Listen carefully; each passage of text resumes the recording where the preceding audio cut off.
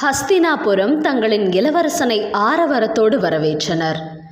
மகன் தேவவிரதனை அவையோருக்கு அறிமுகப்படுத்திய மகாராஜா சாந்தனு ரிஷிகளிடமும் முனிவர்களிடமும் மற்ற நாட்டு அரசர்களிடமும் அறிமுகப்படுத்தினார். மகாராஜா அடுத்த சில நாட்களை மகனுடன் சந்தோஷமாக நிம்மதியாக கழித்தார். தேவவிரதனுக்கு பட்டாபிஷேகம் நடத்தி பட்டத்து இளவரசனாக மாற்ற ஆசைப்பட்டார்.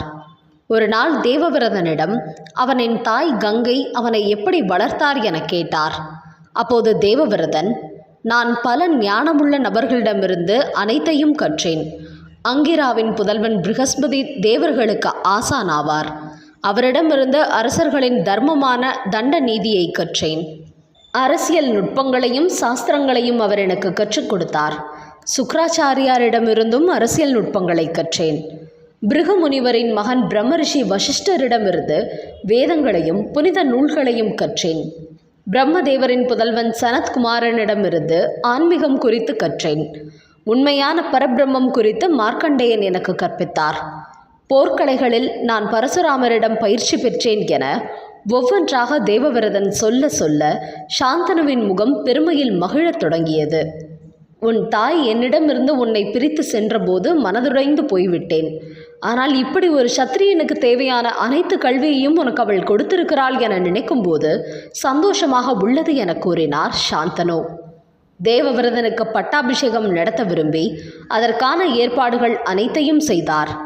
ஒரு சுப நாளில் அவரின் எண்ணமும் நிறைவேறியது.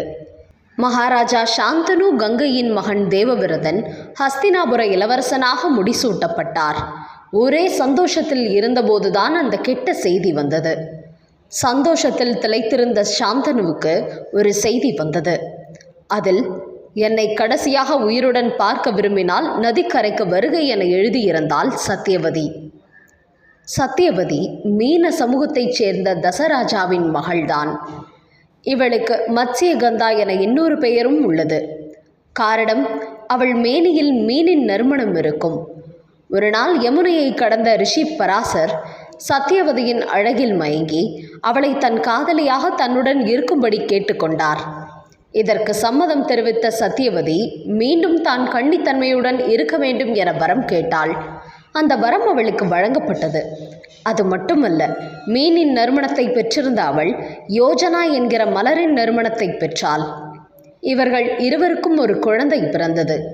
கிருஷ்ணத்வைபாயனா என பெயர் பெற்ற அந்த குழந்தைதான் பின்னாளில் வியாசர் என அழைக்கப்பட்டார். இதன் பின் தான் சாந்தனுவுக்கும் சத்தியவதிக்கும் காதல் ஏற்பட்டது. கங்கையின் பிரிவால் வாடியிருந்த சாந்தனு சத்தியவதியை திருமணம் செய்து கொள்ள ஆசைப்பட்டார். சரியாக அந்த சமயத்தில்தான் தேவவிரதன் தந்தையிடம் திரும்பி வந்தான். தேவவிரதனின் வருகையும் பட்டத்து இளவரசன் ஆக்கப்பட்டது குறித்தும் கேள்விப்பட்ட சத்தியவதி இப்படி ஒரு செய்தியை ராஜாவுக்கு அனுப்பினாள். ராஜாவும் மனமுடைந்து சத்தியவதியை காண வந்தார். ஏன் இப்படி செய்ய துணிந்தாய் சத்தியவதி, என்ன காரணம் என கேட்டார். நீங்கள் என்னை ஏமாற்றி விட்டீர்கள் ராஜா. என்னை திருமணம் செய்து கொள்வதாக ஏமாற்றி விட்டீர்கள். இப்போது மகன் வரவும் அவனை இளவரசனாக்கி விட்டீர்கள் என கூறினாள் சத்தியவதி. அதனால் என்ன, அவன் இளவரசன் தானே, இது நம் திருமணத்திற்கு எப்படி தடையாகும் என ராஜா கேட்க, தடைதான். அவன் இளவரசனானால் நாளை எனக்கு பிறக்க போகும் மகனின் நிலை என்ன? என்னால் முடியாது. இவன் பின் அவனது மகன் என நாடாழ்வார். என் சந்ததியினர் அதை வேடிக்கை பார்க்க வேண்டுமா? என் மகன் நாடாள வேண்டும் என கடுமையாக கூறினாள். இவை அனைத்தையும் தூரத்திலிருந்து பார்த்த தேவவிரதன் இவர்களின் அருகில் வந்தான். தாயே, தங்களின் கவலை நியாயமானதுதான். நீங்கள் பயப்பட வேண்டிய அவசியமில்லை. எனக்கு நாடாளும் ஆசை என்றுமே இருந்தது இல்லை. இதனால் நீங்கள் மரணிக்க வேண்டிய அவசியமும் இல்லை. நீங்கள் என் தாய். உங்களின் விருப்பமே நீங்கள் எனக்கு இடும் கட்டளை. நீங்கள் என் தந்தையை திருமணம் செய்து கொள்ளுங்கள். நான் எனக்கு பிறக்கும் தம்பிக்கு ஆதரவாக இருப்பேன். அவன் நாடாண்டால் நான் அவனை வழிநடத்தி ஹஸ்தினாபுர அரியணையில் சேவகனாக இருந்து இந்த நாட்டையும் நாட்டு மக்களையும் காப்பேன். தேவவிரதன் கூற கூற சத்தியவதி தான் காண்பது கேட்பது அனைத்தும் கனவா நிஜமா என்கிற குழப்பத்தில் உறைந்து நின்றாள். உங்களுக்கு என் மீது நம்பிக்கை இல்லையா தாயே என கேட்டான் தேவவிரதன். சத்தியவதியிடம் பதில் இல்லை. நேராக நதியில் நின்ற தேவவிரதன் தன் குருவாளை எடுத்து தன் கையை கீறினான்.